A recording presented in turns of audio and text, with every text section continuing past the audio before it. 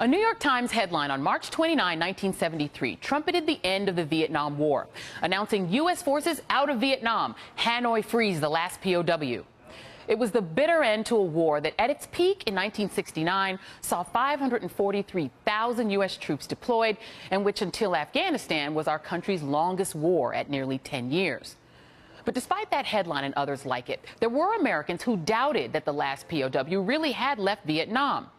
The sight of high-profile POWs like Admiral's son John McCain and his friend Ernie Brace, who spent nearly 8 years in captivity in Vietnam, coming home, didn't stop plenty of Americans from believing we left people behind. The POW issue dragged on for decades of protests, recriminations, and conspiracy theories. Starting in the late 1960s, one of the most vocal champions of the POW cause was Texas billionaire H. Ross Perot. And after the war, he even held his own rival coming home ceremony for former POWs to rival the one that was held by President Richard Nixon. And Perot became one of the most vocal proponents and financiers of the movement that claimed that there were captured Americans still alive in Vietnam. There were even claims that a videotape existed proving it. In 1986, Perot was pitching a Perot Commission to find the POWs. He testified before the 7th MIA POW congressional investigation, saying the evidence is overwhelming that people are there.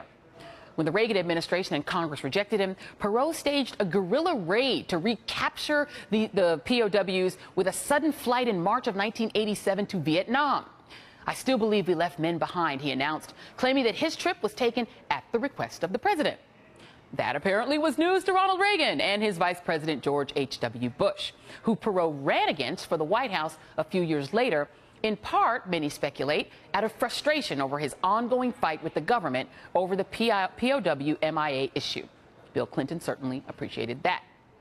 We no longer have high drama over America's POWs, in part because there are so few of them. Unlike our previous wars where thousands, even tens of thousands of men were held captive or went missing, you can count the number of missing or captured from Afghanistan and Iraq on one hand. In 2011, David Feith of the Wall Street Journal wrote about the last 2 American troops unaccounted for at that time: Ahmed Al-Tain, captured by Shiite militants in Iraq and executed, and Bo Bergdahl. 6 months from now, when we get out of Afghanistan, we won't have a POW controversy. No one will have been left behind. However you feel about Bo Bergdahl, is that not kind of a good thing? And that wraps things up for the Read Report. The Cycle is up next.